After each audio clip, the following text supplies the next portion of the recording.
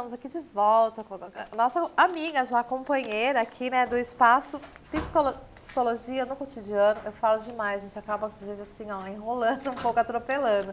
Nós estamos aqui com a Cristiane Beltrán. Seja bem-vinda novamente. Muito obrigada, viu, ter vindo. Cristiane, hoje nós vamos tratar de um tema aí que, inclusive, quando eu postei, né, que nós iríamos falar sobre isso, vieram algumas perguntas, mas, assim, quase que inseridas naquilo que nós conversamos. Nós vamos falar sobre os filhos, como é que ficam os filhos quando os pais se separam, né? Okay. Como que ficam esses filhos? Como que você percebe o efeito da separação, né, dos pais na vida dos filhos? Olha só, Maria Paula, depende muito da idade da criança. Quanto mais cedo a criança, quanto mais nova as crianças, mais complicado também para as crianças entenderem, né? Então, de qualquer maneira, sempre um sofrimento, tanto para os pais quanto para os filhos, né? O que a gente percebe assim, no consultório é quando a criança é pequena, até pelo próprio desenvolvimento dela, o raciocínio assim, mais egocêntrico, né? Às vezes a criança ela acha que o motivo da separação dos pais tem a ver com ela, que os pais se separaram por causa dela, alguma coisa que ela fez, o que ela contribuiu de alguma maneira para aquela separação. Então, é isso que vem para o consultório, né? Também surgem sentimentos de muito contraditórios, porque o que a gente nota assim que a criança ela não deseja a separação dos pais, lógico, né? Na maioria das vezes, né? Então, ela gostaria que os pais continuassem vivendo juntos. E isto gera muita angústia, porque ela ama os dois.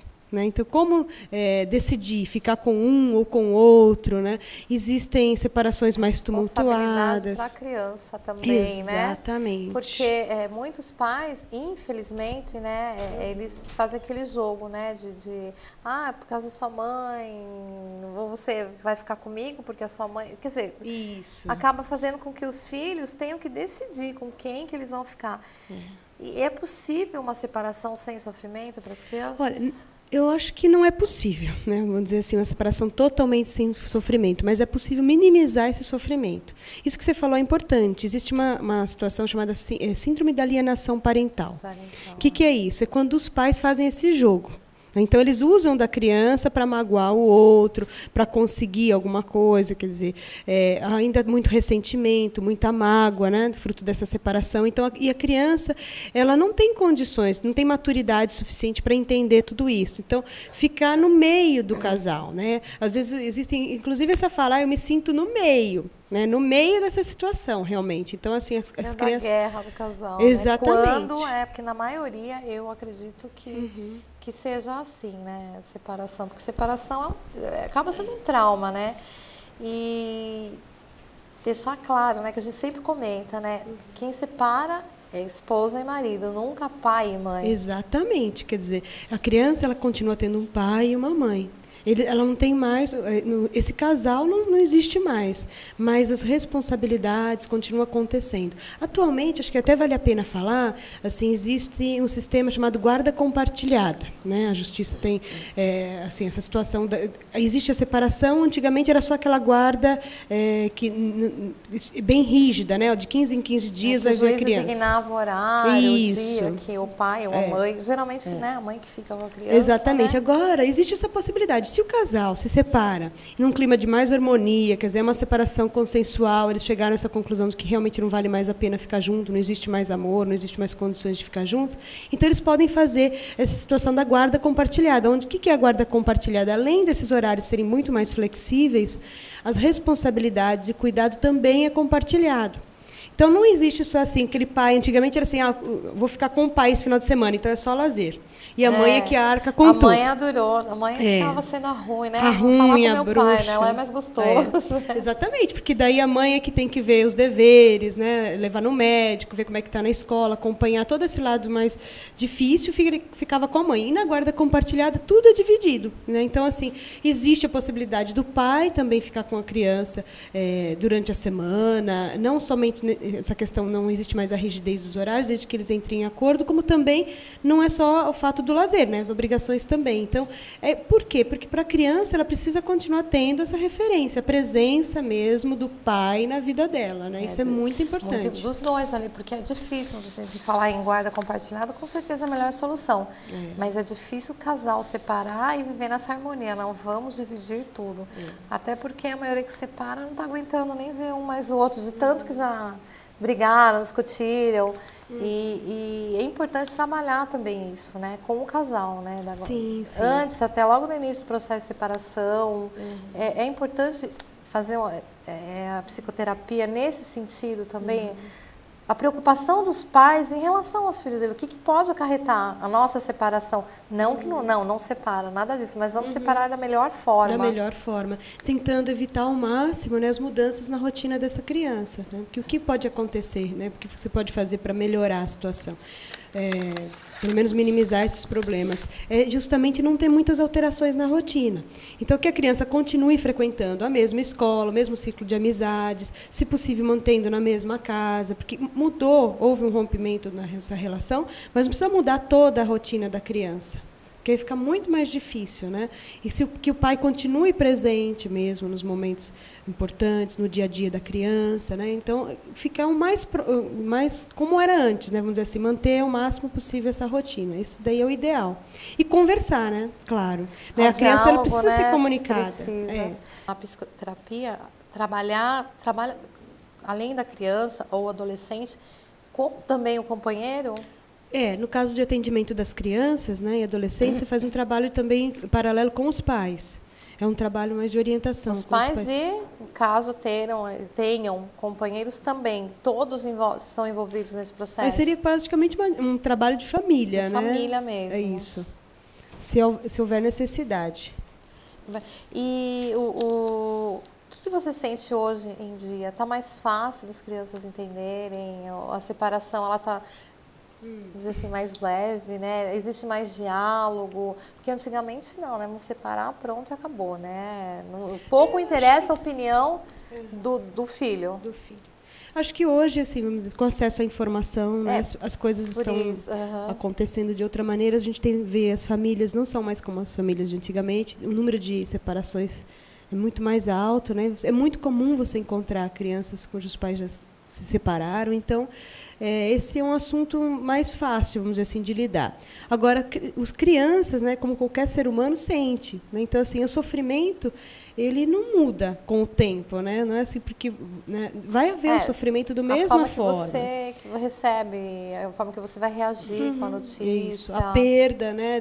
Porque isso passa pela cabeça da criança, né? Que ela perdeu esse pai, já não está mais presente na vida dela. Como é que é isso? Como é que vai ficar? Todos esses sentimentos contraditórios eles continuam acontecendo. Não é porque os tempos mudaram, né? Que não... é como você acabou de falar, que os sentimentos mudam, né? Queria que você falasse para o pessoal aí, dá um conselho, né? Umas dicas de quem está iniciando um processo de separação, como agir, dá um...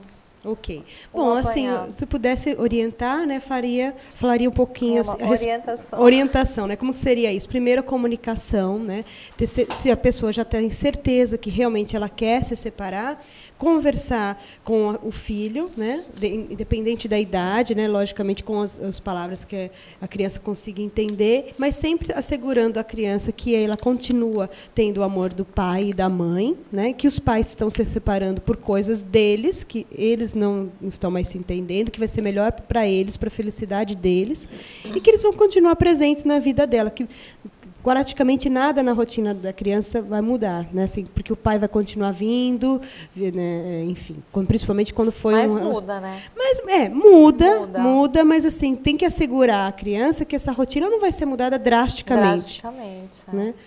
E principalmente pensar bem antes de fazer esse jogo, né? Que é esse jogo que envolve a mágoa e o ressentimento. Colocar a criança no meio para... E um culpar o ferir outro, o outro, né, exatamente. Também, e as brigas na frente da criança, né? Isso acaba até traumatizando, né? Ah, sim, porque a criança, como eu falei, ela fica dividida, né? Para quem que ela dá a razão? Ela ama os dois, ela não tem condições de decidir, né, por eles. Ela não tem condições de falar que fico com um, fico com o outro. Ou quem está certo. Ela não tem essa condição. Então, tem que poupar a criança desse sofrimento que é deles, né? Que a criança não precisa presenciar. Com que idade uma criança, você acha que ela já começa, que pode interferir na vida dela, uma separação? Então, olha só, Maria Paula, assim, na verdade, eu penso assim, que em todas as idades há uma interferência, só que de formas diferentes. Então, assim, quando a criança é muito pequena, como eu disse, ela ainda está nessa fase mais egocêntrica, né? Assim, então, ela pode achar que o problema da separação aconteceu por causa dela. Quando ela é mais velha, isso não é assim. Ela já tem condições de entender que foram os pais que se separaram por problemas deles. Mas isso também causa sofrimento. Então, ela pode regredir na escola, se tornar agressiva, porque ela não consegue dizer que ela não está feliz daquele jeito. Né? Então, na adolescência, já tem uma outra situação. Às vezes, o adolescente se posiciona fortemente contra mesmo. Eu não quero, ou eu quero que você não namore ninguém. Então, coloca suas opiniões, né, de forma mais aberta, assim, exigindo, às vezes, até que, olha, o pai não pode namorar, ou a mãe não pode namorar, eu não aceito isto. Né? Então, querendo realmente controlar a situação do jeito que ela acha que é correto, ou ele, né?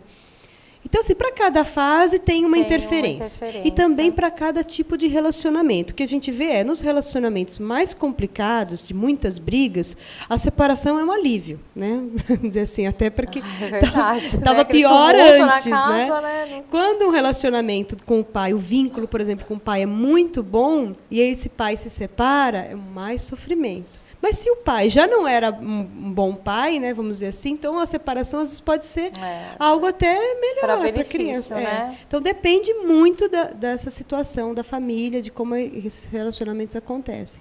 Mas no geral, sempre tem que ficar de olho mesmo no filho. Né? Qualquer ação do casal tem que ser pensada em benefício do filho. Sim. No geral, isso que tem que ser feito mesmo. Após a separação, né? E até nesse processo dolorido de separação. Pensar como eles vão fazer essa separação, claro. Tem que priorizar, né? Porque uma criança que está ainda em desenvolvimento, então, claro, você tem que pensar como vai ser feita essa separação, como vai ser comunicado, o que vai mudar na rotina da criança, o mínimo possível, e as coisas que vão ser ditas, né? E compartilhadas. Mais um assunto, né? Bem denso esse assunto, né? Intenso também. E eu acho importante mesmo as pessoas procurarem. A gente vai, ao longo aí dos programas, conversando, né, sobre psicoterapia, o que é a psicoterapia, porque a gente tem trazido assim, assuntos muito interessantes. Eu sei, o meu termômetro fala que é o Facebook, né? Muita gente comenta, manda mensagem para mim. E mandam também, né, temas que eles gostariam que a gente abordasse aqui no programa. Mas a semana que vem a gente vai fazer o seguinte, a gente vai explicar para vocês o que é a psicoterapia, o porquê é importante fazer, de que forma a psicoterapia lida com os problemas, de que forma ela vai te ajudar a resolver aqui diversos problemas da nossa vida que todo mundo tem e para mim todo mundo deveria fazer. Ok, obrigada. Cristiane, muito obrigada. Deixa o telefone, o site lá do... Vou falar do telefone do espaço, né, da clínica, cotidiano, que é 3327-2014, e o site Psicologia no Cotidiano. Tá? Obrigada, Maria Paula. Obrigada mais uma vez por ter vindo aqui, viu?